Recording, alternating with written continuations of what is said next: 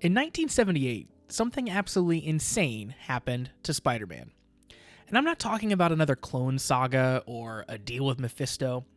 I'm talking about a version of Spider-Man who fought giant monsters, piloted a giant freaking robot, and accidentally created the Power Rangers. This is the story of how Marvel Comics' biggest failure led to one of the most influential superhero shows ever made, and how one determined businessman changed tokusatsu history forever.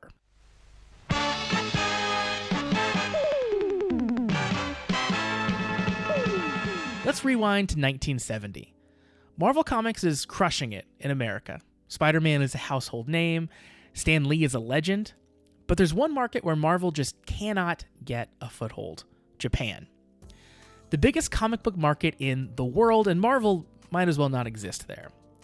They tried, though. In 1970, they authorized a Spider-Man manga for Monthly Shonen magazine. Except this series didn't focus on Peter Parker, but instead a Japanese kid named Yu Komori. It was dark and gritty and violent, way darker than American Spider-Man. And unfortunately, it bombed. It was canceled after just a year. Everyone can speculate as to why, but at the end of the day, Japanese audiences already had manga, already had stories, already had characters. They didn't need American-style comics. The art was different, the storytelling was different, the whole vibe was different for comics in Japan. And Marvel Comics in Japan was dead on arrival.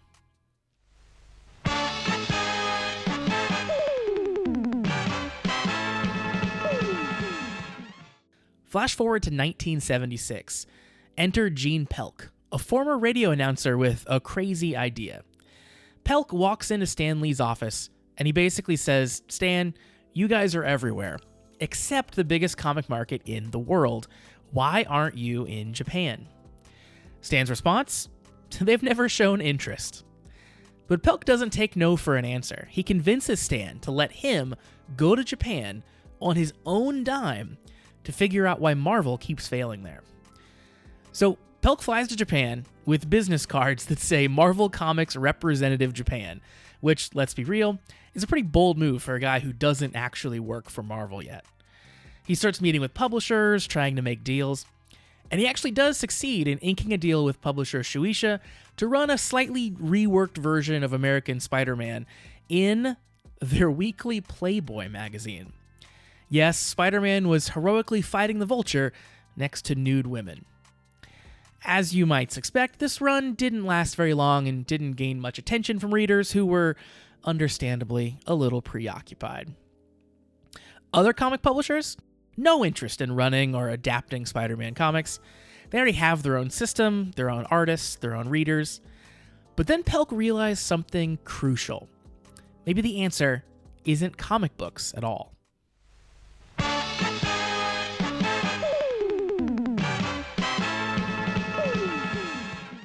Here's where timing becomes everything. In 1977, CBS premieres a live-action Spider-Man TV movie starring Nicholas Hammond. It gets a huge rating, CBS's highest-rated production for the entire year. The show gets picked up for a series, but unfortunately it gets canceled after just one season at CBS. But then it airs in Japan, and Japanese audiences actually like it. This is huge because it proves that Spider-Man can work in Japan, maybe just not as a comic book. Meanwhile, Pelk is discovering that Japan has this massive industry for something called tokusatsu, live-action superhero shows with practical effects, rubber monster suits, and explosions everywhere. And the king of tokusatsu? Toei Company. Toei is a studio behind Kamen Rider, which is pulling huge ratings nationwide. And they just launched Super Sentai with Himitsu Sentai Go Ranger in 1975. And these shows are printing money. Pelk puts two and two together. What if Marvel gave Toei the rights to make a live-action Spider-Man show in the tokusatsu style?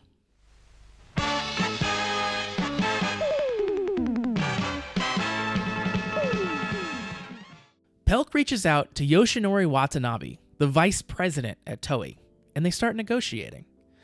Over the next few months, they hammer out something unprecedented: a 3-year reciprocal licensing agreement. Marvel can use Toei's giant robots in their comics, which they do with Shogun Warriors, which featured mechs from the anime Combattler V and Danguard Ace. And Toei? Toei can use any Marvel character they want, however they want, with complete creative freedom. Now, this is not the Marvel we know today that controls every single detail and every single aspect of their characters and their productions. This is 1970s Marvel that desperately wants to expand into a new market and is willing to take risks. So Toei picks their first character, Spider-Man, Marvel's flagship hero, and they get to work.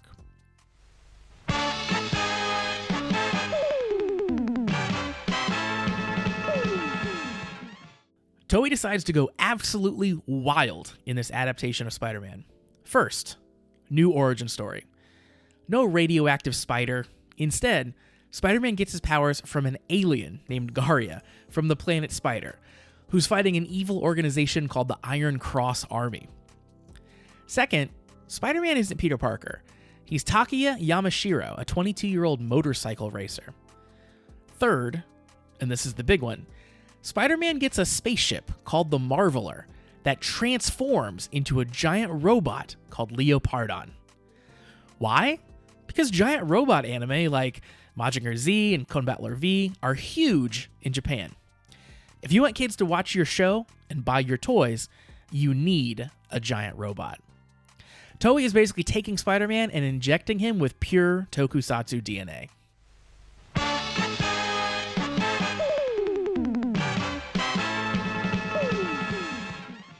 Toei finishes the pilot episode, and they're proud of it. They invite Stan Lee and Marvel executives to Japan to screen it. The lights go down, the episode plays, and according to Gene Pelk, most of the Marvel executives, after it airs, sit in stunned silence. When it ends, their faces say it all. Gene, you've been in Japan too long. Nobody wants this. They think it's too weird, it's too different, it's too Japanese. This is the moment where the entire project could die.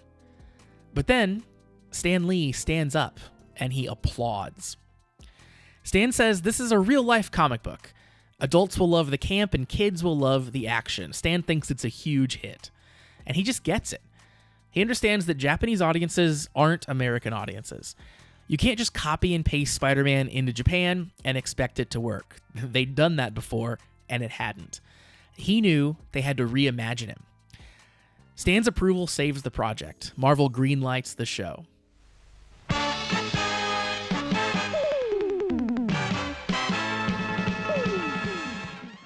On May 17th, 1978, Supaidaman premieres on Tokyo Channel 12, and it is glorious. Every episode, Takeya Yamashiro transforms into Spider-Man, declares himself to be the emissary from hell, and fights the Machine Bem monsters of the week. And when things get really bad, he summons Marveler, his spaceship, which transforms into Leopardon, a 60-meter tall giant robot armed with a sword boomerang called the Arc Turn. The show is pure tokusatsu chaos. Explosions, practical effects, rubber monster suits, over-the-top acting, Spider-Man doing superhero poses and screaming, "Change, Leopardon!" It's nothing like American Spider-Man, and Japanese audiences love it. The show runs for 41 episodes from May 1978 to March 1979, and more importantly, the Leopardon toys fly off the shelves.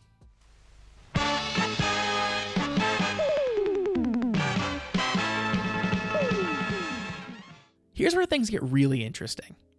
The massive success of Supaidaman, specifically the success of Leopardon, the giant robot, makes Toei realize something. What if we added giant robots to Super Sentai? Because up until this point, the young Super Sentai series and the shows like Go Ranger and Jack Q didn't have giant robots. They were just teams of heroes fighting with martial arts and weapons. But Leopardon proved that kids loved the combination of the team hero format with their giant robots that they loved from anime. So in 1979, as part of their 3-year deal with Marvel, Toei launches the next Super Sentai series, Battle Fever J. and this was the first Super Sentai series with a giant robot. Loosely based on Marvel's Avengers, this show was originally supposed to be a team led by Captain America himself. But Captain America's TV and film rights were tied up elsewhere, so Toei instead used the lesser-known Marvel character Miss America. Battle Fever J is a massive hit for Japanese audiences, and because of that, giant robots become a permanent fixture of Super Sentai from that point forward. The tradition continues through Denjiman in 1980, Sun Vulcan in 1981, and every single Super Sentai series for the next 40-plus years. Which means that when Saban adapts Super Sentai as Mighty Morphin Power Rangers in 1993, the Megazord concept, the defining feature of Power Rangers, it exists because of Spider-Man's giant robot in 1978.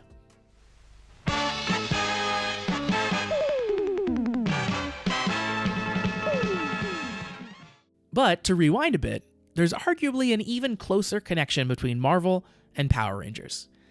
You see, Stan Lee loved Taiyo Sentai Sun Vulcan in 1983, so much so that he seriously tries to bring it to American television. Gene Pelk describes Stan's plan in Comics Interview magazine, and it sounds exactly like what Saban would do a decade later with Power Rangers. Stan wanted to take the Japanese footage, cut out the scenes with Japanese actors, reshoot those parts with American actors, and then edit it all together with the action and special effects footage from Japan. That formula is exactly what Saban would do with Power Rangers. But unfortunately, at the time, Marvel couldn't find a broadcaster willing to take that risk. It was certainly something they had never seen before. And American networks didn't think kids would watch a show with that much martial arts and monster fighting and something kind of that off the wall. So unfortunately, Stan's Super Sentai adaptation dreams fizzled, and it would take another decade before Saban proved everyone wrong.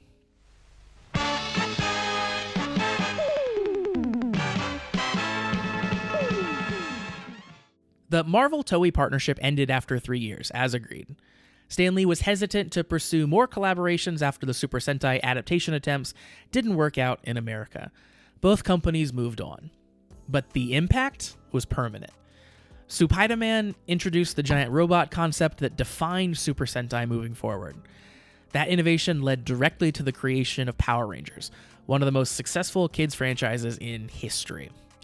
And Gene Pelk became known as Marvel's man in Japan. He pioneered a new model for international licensing that respected cultural differences instead of forcing direct adaptations. And Stan Lee? Stan showed that sometimes the best way to honor a character is to let talented creators reimagine them for new audiences. So the next time you watch Power Rangers and you see the Megazord combine, remember that it all started because a determined businessman convinced Stan Lee to take a chance on Japan. A Japanese toy designer decided Spider-Man needed a giant robot, and Stan Lee had the vision to let it happen. Sometimes the weirdest ideas create the biggest legacies. Supaidaman may have only lasted for 41 episodes, but its influence, that's lasted 47 years and counting. Not bad for the Spider-Man nobody expected. Alright, thanks for watching everybody. Hope you liked the video on this deep dive into Japanese Spider-Man. If you did like this, consider subscribing to the channel. That always helps out quite a bit.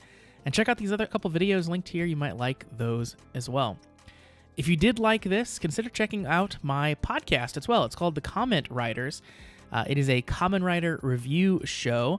And basically, I show my friend Toby some awesome Kamen Rider, and we talk about it and break it down more than anyone really possibly should. It's a lot of fun. We also have a Patreon you might want to check out, and all this is linked down in the description of the video. So once again, thanks very much for watching. Hope you liked it. Leave a comment and let me know what topics you'd like me to cover that are tokusatsu related in the future. I definitely want to make more videos like this, and would love to do it on stuff that you guys are interested in. So again, thanks very much, and I'll see you next time.